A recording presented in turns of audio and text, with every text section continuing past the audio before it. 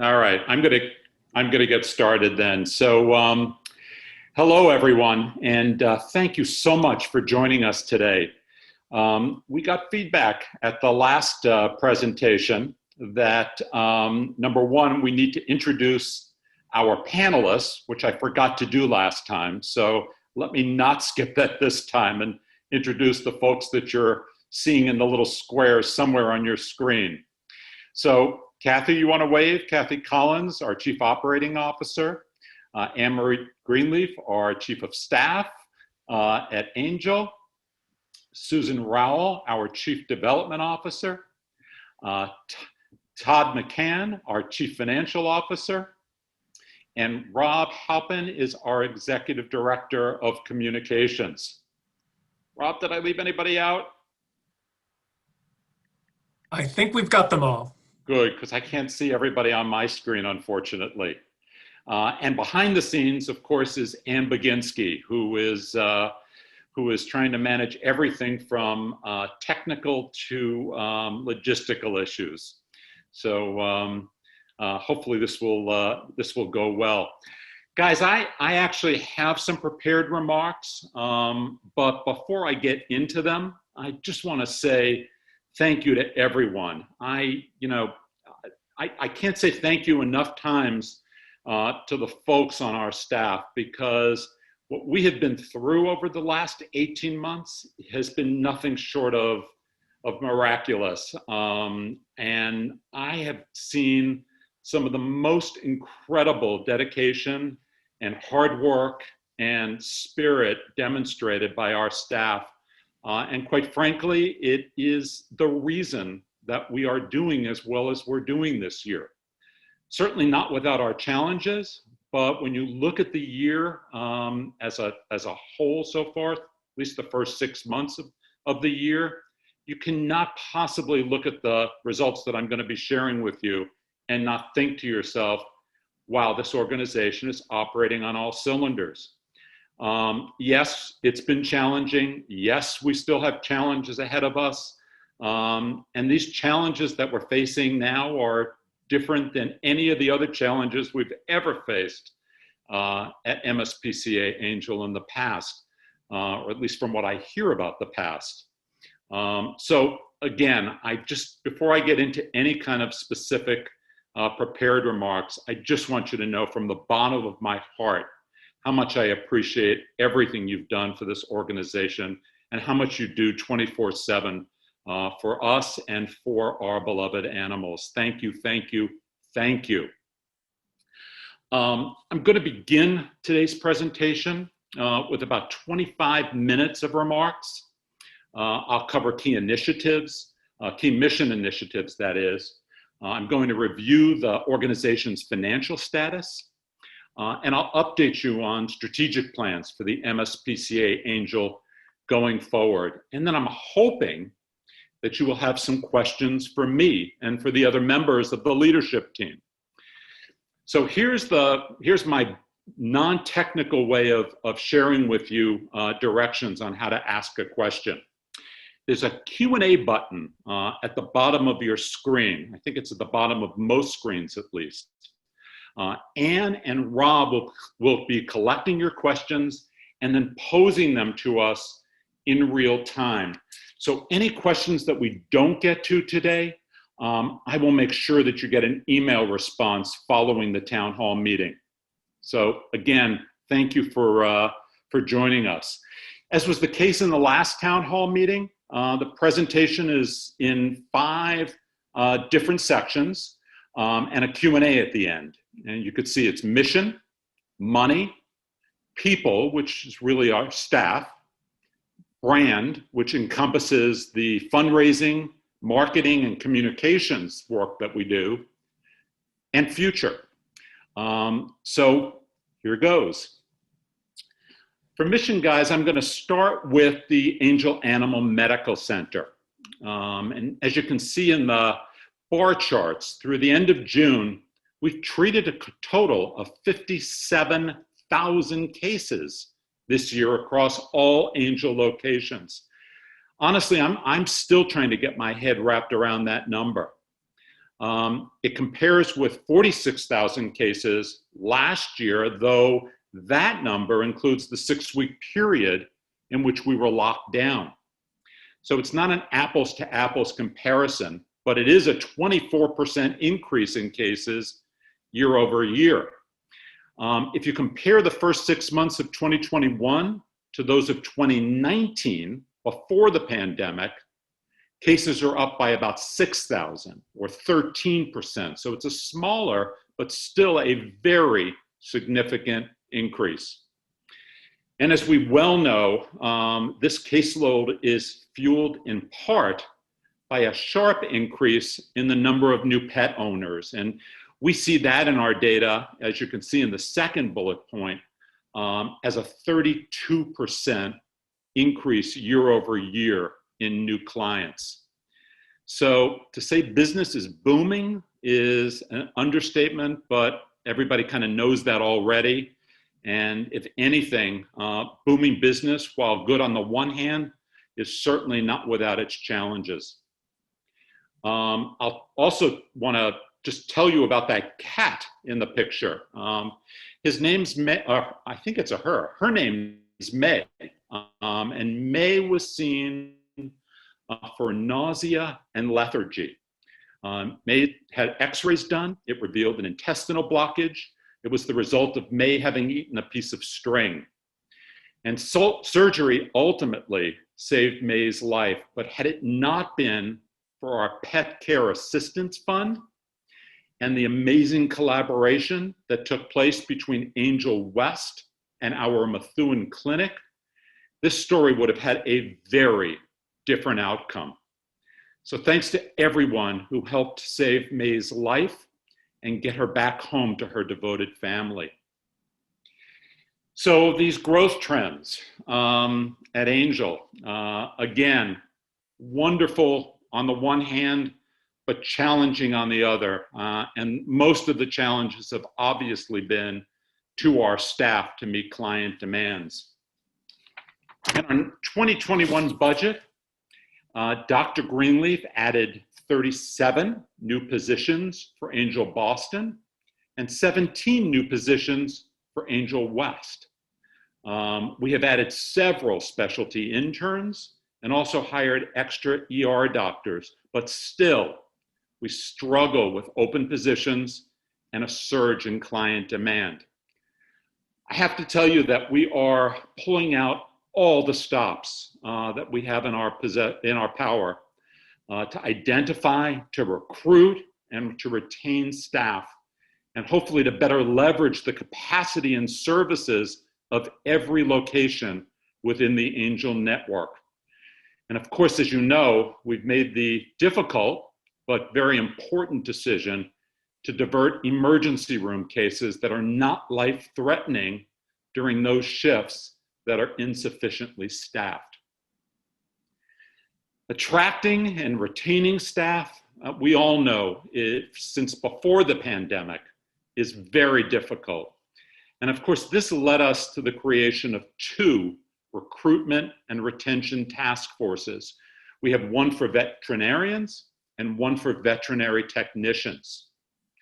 These groups were formed at the beginning of the year, and they've been working to assess our specific needs and to engage in some creative problem solving. Some of the activities they've taken on, one is a nationwide compensation and benefits market survey. 2, we've added recruiting resources to help us with the shortage of talent and time. 3, we have gone through an evaluation of our onboarding processes, which are fundamental to retention. And 4th, we're in the process of developing in-house training programs. I guess the bottom line to say here, folks, is that we are committed to take meaningful action to address what has admittedly been a chronic challenge for our hospitals. I guess since there's some positive information now, and I say that with quotes, feels like we're moving a little bit beyond the pandemic. So we've re-engaged the COVID task force I guess they thought they were retired, but they're not. They're now the post-COVID task force. And we're asking them to evaluate what life after COVID might look like for us. We learned some really valuable lessons over the past 18 months, and we want to make sure to capture them in our operations and planning going forward. We just don't want to go back to the way things are. So I know this group has been meeting, and I've been told that we can expect communications from them in a short while. So let me tell you now about our critical care unit project. Those in Boston, obviously you've seen this unfold. You're seeing the progress all along the way. Folks at other location, I'm sorry, but all you can rely on are these pictures, one of which shows demolition, and the other one shows a pretty finished looking building that's looking pretty cool. This is actually pretty exciting. The project has obviously been challenged all along the way by the normal kinds of challenges that a project of this magnitude might have. Certainly the supply chain issues that you're reading and hearing about have plagued this project in a big way. But we are on time. That is extraordinary. We are still on track to finish this project by year end.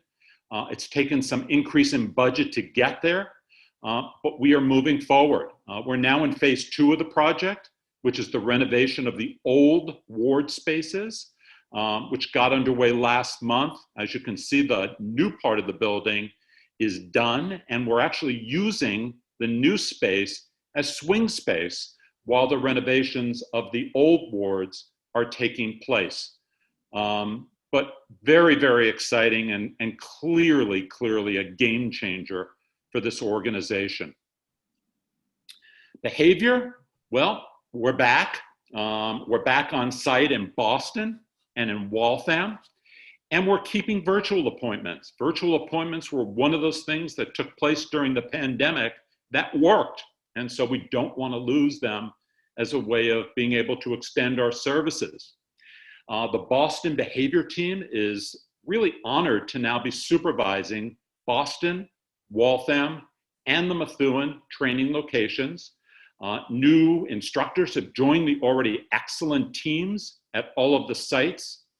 And yes, this is a paid political announcement, but I'm going to make it anyway. So our own Jocelyn Strassel has been chosen to run the Boston Marathon to raise money for MSPCA-Angell. And if you haven't already, please go on our website, mspca.org, then type / and type in Jocelyn's first name, which as you can see is JOCELYN. So that's mspca.org/Jocelyn to support her and the effort that she's making. And Jocelyn, thank you so much for doing this. So moving on to the Animal Protection Division. So you could see in the bar charts that in 2020, first half, our adoption centers placed 1,800 animals into loving homes. For the first half of 2021, we've placed close to 2,200 animals. That's a 22% increase. And as you can see in the bullets below, we continue to take incredible pride at our placement rate, which is 91%. I will give a special shout out to the 629, another number that I love, dedicated volunteers, and 510 foster care families that are supporting our efforts in the adoption centers. For the first half of the year, our clinics have provided subsidized medical care and treatment for close to 6,000 pets. That's an amazing number when you add it to the number that are already being treated in the Angell Animal Medical Centers. Community outreach, which as you can imagine has been incredibly active and in some ways very different ways during the pandemic. They've met with close to 1,200 pet families and delivered just in the first 6 months of this year, this is not an exaggeration, it's not a typo, it's a real number, 1.4 million pet meals to food pantries and individuals throughout the area. Extraordinary. And I'm happy to say too that our small animal adoption and foster ambassador program has kicked off. And as you've seen, we've done a lot of small animal adoption events, particularly in the last couple of months. And knock on wood, they've gone incredibly successfully. So I'd also like to underscore the significance of our new affiliation with the Northeast Animal Shelter in Salem. This is an incredible increase to our capabilities. It allows us to be able to help homeless animals from outside the state. And we do that through the transport relationships that the Northeast Animal Shelter has brought to the table, and also some new ones which we've created since our affiliation has been formalized. In fact, we've transported over 2,500 pets since January. Again, an extraordinary number. Most of the transport relationships are in the South and in the Midwest. But I do want to call out a new partnership that we recently signed with the South Carolina Relocation Coalition. It's a great new partnership. Mike actually has shepherded this one pretty much from his seat. And my best way of demonstrating how wonderful that coalition is by telling you the story of about a dog named Rainey, who's a 6-month-old Italian Greyhound mix. And he arrived recently from South Carolina with a luxating patella. And this is a condition that required pretty much immediate surgery and certainly subsequent rehabilitation. But I guess the point I'm trying to make is that because of Northeast affiliation with MSPCA-Angell, Rainey was immediately able to get the care that he needed and is now in a loving adoptive home. Again, a story that might have had a very different ending if that affiliation didn't exist. In law enforcement, there have been many assists here. Certainly the staff in the adoption centers and animal care staff, as well as several municipal agencies. We actually removed 33 Persian cats from the home of a recently deceased breeder. Now these cats I saw them up in Methuen. They were matted, they were dirty, they were suffering from respiratory infections and other ailments, but they were kind of wonderful in that they had the classic Persian cat faces and their dispositions were wonderful. So we took great care of them. We got them cleaned up, we got them groomed. Several of them obviously had to have fur shaved. We've now treated many of them for ringworm. And thanks to the staff that has looked after them with kindness and care, they are now ready to be placed into new loving homes. And I've no doubt that given the fact that they're Persians, they'll go quickly. So it's another wonderful rescue story, again, with multiple parts of the MSPCA-Angell taking part in the process. The other story, and there have obviously been multiple things happening in law enforcement, but the other story that I at least want to pull out and bring to your attention is the Cambridge abuse story. So this was a situation where our law enforcement team joined forces with the local Cambridge police. It started with the discovery of a cat crying under a parked car. The cat was in bad shape. And it didn't take long to realize that this cat had been abused. And it didn't take us long to realize that we were able to tie 2 other abuse cases, very similar in type, to this one, and have us looking for one person who may have committed all 3 acts. I guess if there is good news here, it was a high profile case. It got a lot of coverage, and our law enforcement team played an incredibly leading role in the process of identifying the individual who was responsible and bringing them to justice. And I just have to say, it was an incredible job by the team. It was a frustrating situation. It took time. These things all have bureaucracy that I can't imagine in some cases, but it did have an ending that we should be proud of. On the advocacy side, obviously that group is very busy now. It tends to happen in the fall when hearings on the Hill go back into play. And we are working on a variety of different things: animals, wild animals in circuses, puppy mills, sales of new fur, and a bunch more things. We're also fighting very, very, very hard. In fact, I would say that Kara has probably been the leading spokesperson on this topic to pass Ollie's Law. And those of you who don't know what Ollie's Law is, it's legislation to protect dogs in boarding establishments and doggy daycare programs. And those of you who remember question 3, go back to 2016, the ballot. It was passed in terms of people voting yes. And 2022 is the year that question 3 finally takes effect.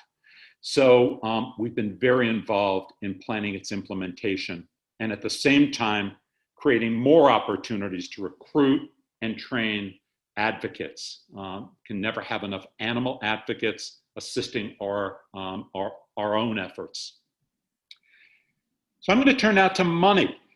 And money is always this is really the finances. I use the term money because I don't want to sort of start saying finances and all of a sudden have you gloss over. We obviously probably made the charts too simple in some ways, but as you can see, in 2020, we had a net loss of about $1.5 million.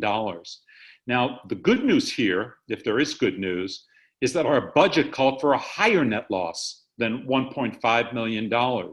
So we actually ended the year with a budget surplus, a small one, but a budget surplus. I don't think that's happened many times in MSPCA-Angell's history.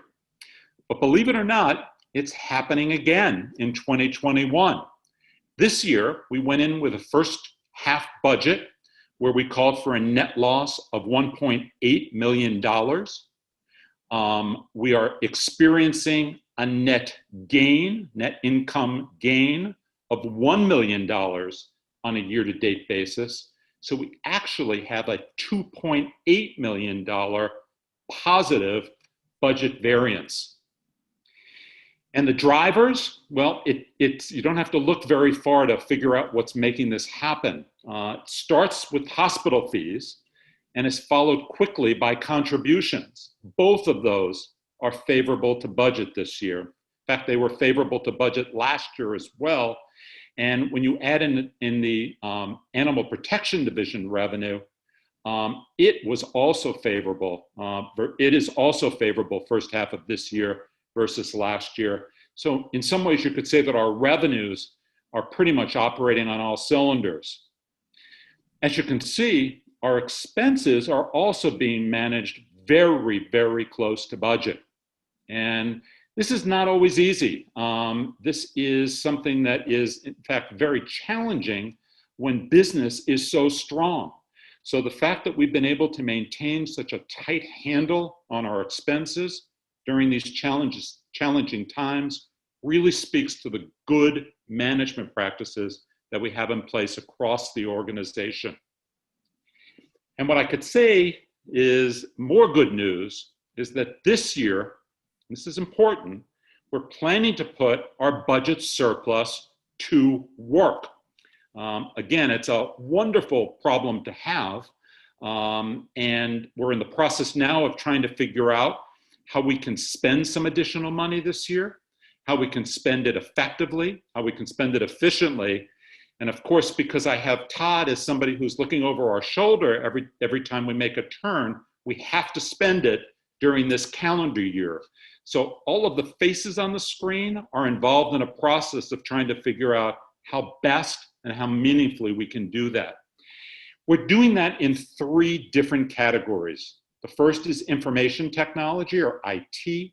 Second is staffing. And the third is in facilities. So let me talk first about IT.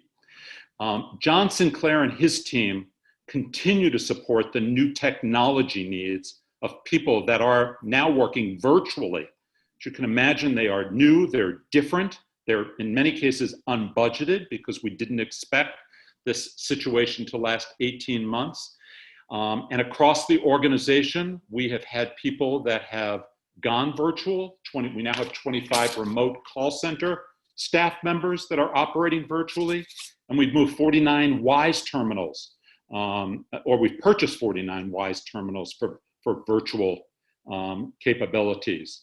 So that is a large part of what they're involved in. They're also involved in helping us do conversions of technologies at Northeast Animal Shelter, again unbudgeted, and meeting the needs of other projects around the organization. I don't know how many of you have been up to conference room 3C, but as you can see, we're now re-outfitting that room so that it has the capability of doing hybrid meetings, where we have some people meeting in person at the same time that some people may be attending virtually.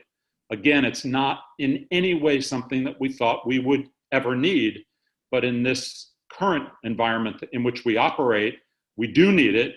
And going forward for the future, I think it's, again, one of those best practices that we want to continue having, allowing people to attend meetings virtually if possible.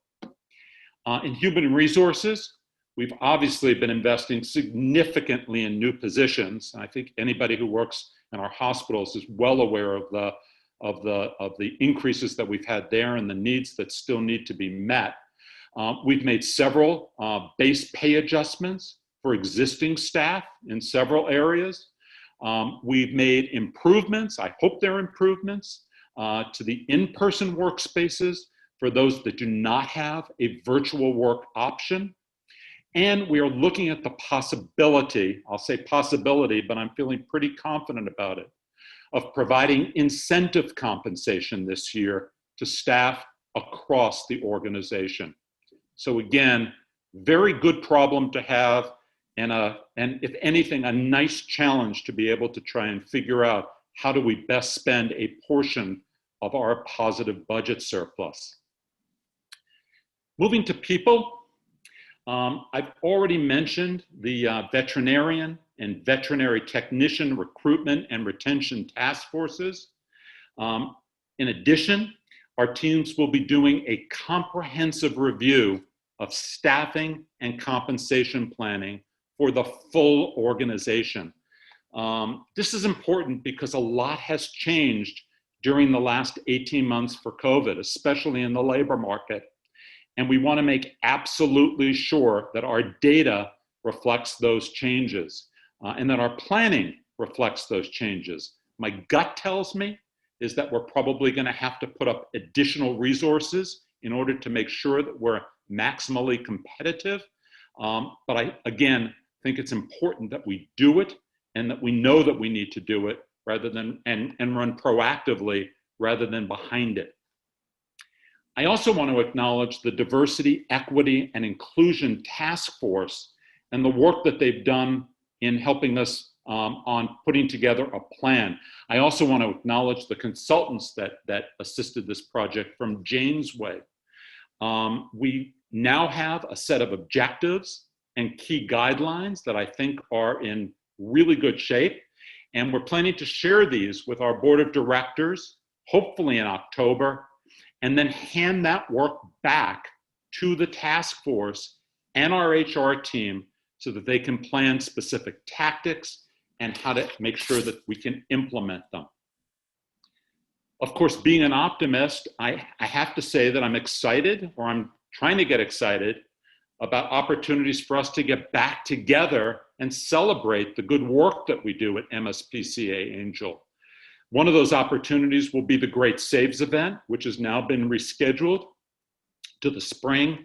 And I'm hoping that as of now, we'll be able to start doing even more staff recognition and social opportunities, possibly in smaller settings, but nevertheless different from where we were, let's say, 6 months to a year ago.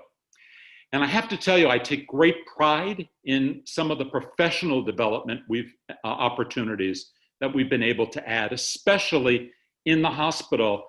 And I'm involved in several fundraising discussions right now where we've asked some of our major donors to fund some additional professional development opportunities and incentives for staff to pursue them.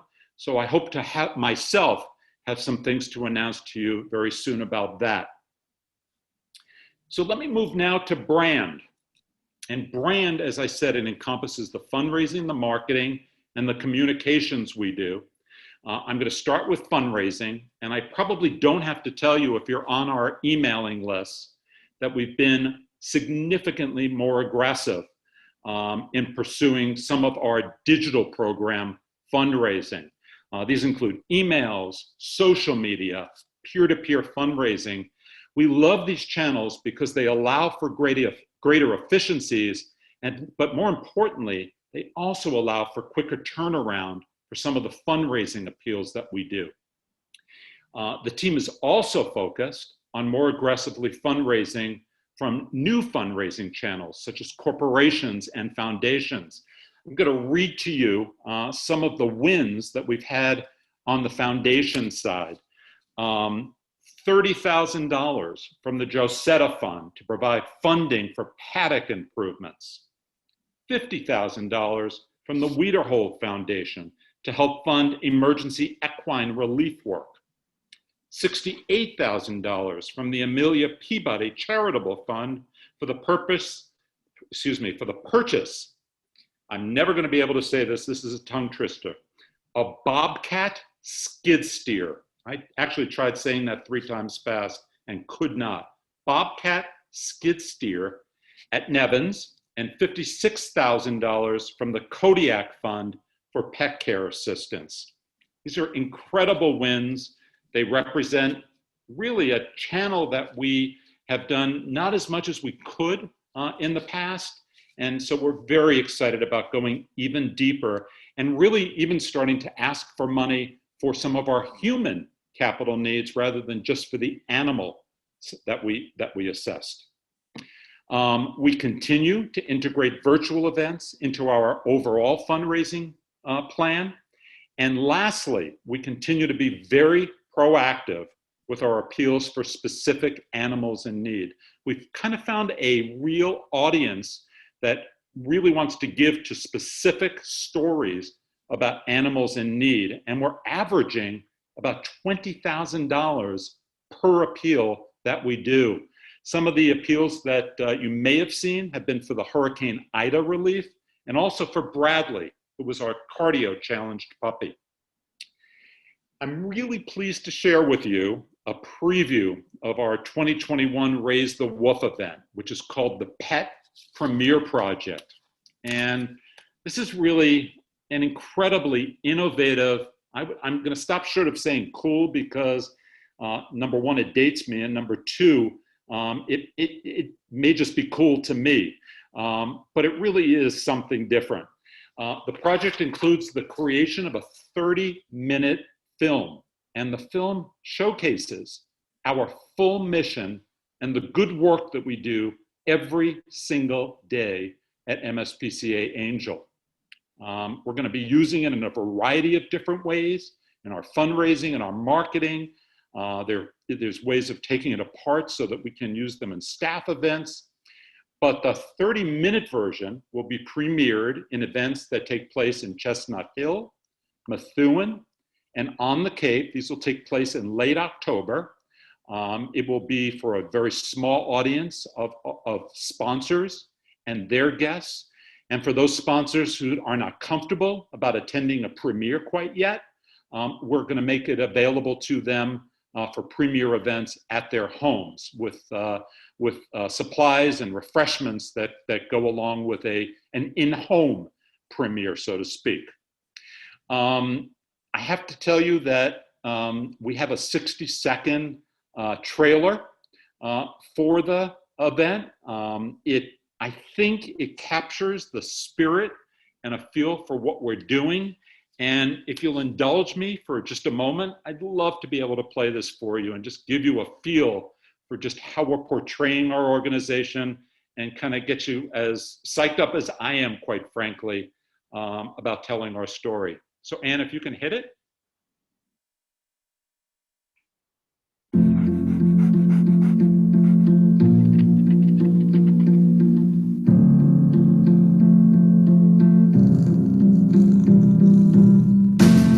To truly understand all the MSPCA-Angell does, you'd have to spend time deep in the 24-hour emergency and specialty hospital. You'd need to be on the tarmac greening an incoming plane full of relocated kittens. Watch malnourished animals as they find their faith in people again. Spend time giving away donated food and supplies in underserved neighborhoods. Witness new families getting made.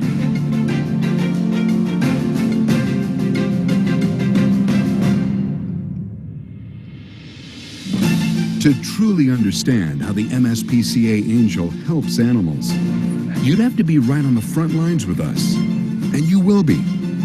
This new film will show you how, on any given day, everyone at the MSPCA-Angell gives everything they have to bring kindness and care to animals.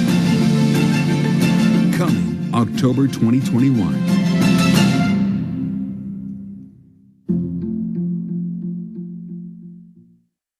Thank you, Ann, and thank you for everyone who's taken part in this film. I'm hoping you saw a bunch of familiar faces there, and as you can imagine, some of the best stuff we've actually saved for the film, and there's nothing like hearing from our own people about the good work that we do, and it's really moving. That's probably the best way that I can say it. I mean, I sit, believe it or not, with tissues in my lap, and I don't think I sit very many places with tissues in my lap, and as it relates to entertainment. Anyway, so I'm not going to do that here, but I will tell you a little bit about our marketing. So in marketing, we're working to increase some of the brand exposure that we get for MSPCA-Angell. And these are tactics that include communications with our referring veterinary partners, our donors, and our supporters through social media, events, e-communications, and partnerships. We're also working with a talent agency. This is kind of a different approach too, and it's something that I used or was very involved in at the American Red Cross. But we're building a celebrity cabinet, starting small. We're targeting 3 well-known personalities. These are people who decide to affiliate with MSPCA-Angell and agree to work with us in some of the work that we're trying to do on a pro bono basis. And they'll help us promote our brand, they'll help us at events, and they'll also assist us with our fundraising. And hopefully with the right initial 3, they'll be able to attract 3 more and 3 more, and hopefully the celebrity cabinet for the MSPCA-Angell will be the place for celebrities to be. We've also been consolidating and streamlining our social media. Examples include going to one Instagram account to enable us to cross-promote our hospital and animal protection programs. And we'll soon be merging our Facebook accounts as well. And this is really in an effort to take advantage of the channel's very, very strong fundraising potential. I also want to mention that we're pursuing cross-selling opportunities. This is a new program. We're testing it. We've put together a sample and for instance, Angell clients, and we're asking them to consider giving funds to our organization. We really haven't tapped our angel client base very aggressively in the past for fundraising opportunities.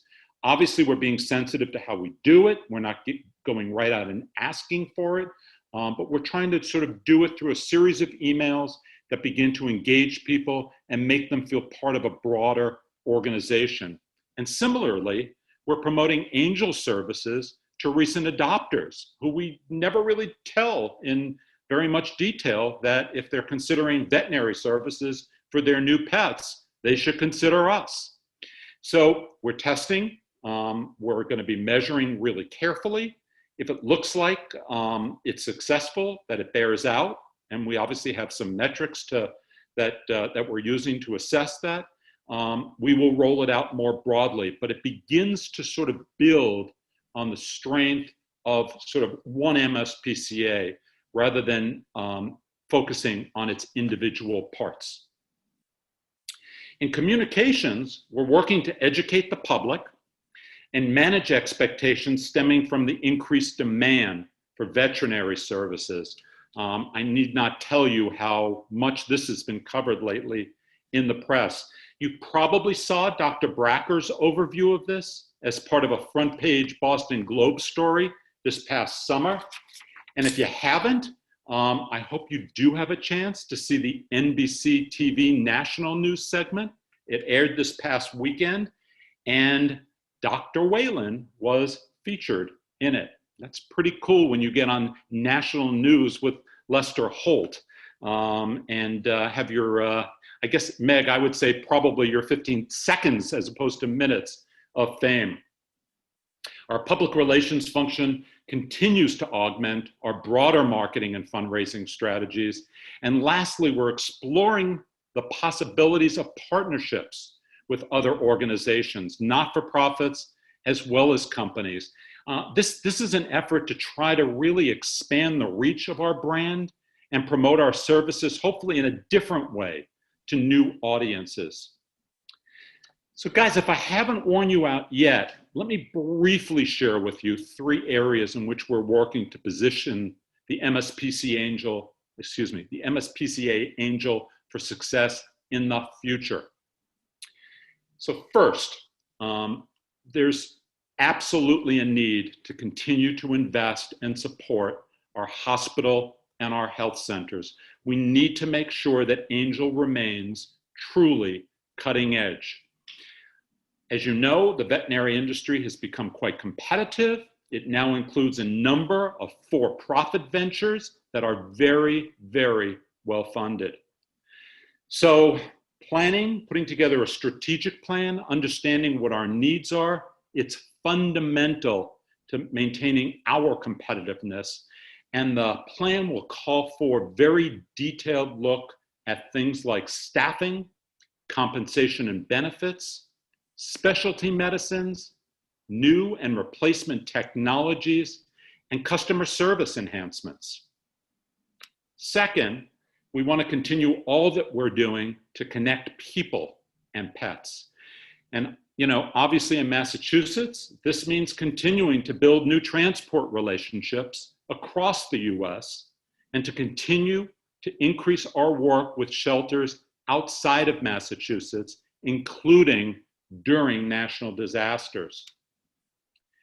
And third, we want to go even further in ensuring that all pet families have access to high quality veterinary care, food, and other resources.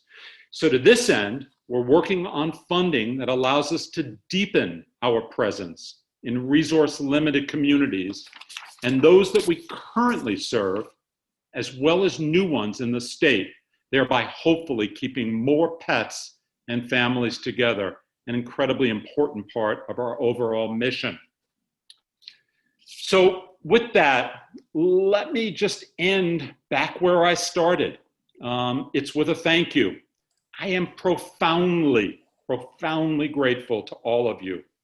Your amazing work and commitment truly empower us to fulfill the MSPCA-Angell mission every single day, just like the film says. We could not possibly do all that we can for our beloved animals without you. So I'm going to stop talking now and see if you have any questions, and hopefully my colleagues, which are now in bigger boxes than they were before, will assist me with providing some of the answers. So Rob, I'm going to hand it over to you. Thanks, Neil. No questions so far, but if you guys have some questions, you can put them into the chat or Q&A box, and we'll have the panel answer them. Give it a couple of moments. Yeah. I could be rabbinical and say that, you know, I can ask myself questions and provide the answers, but I think I'll spare people that, that ordeal. Nothing so far.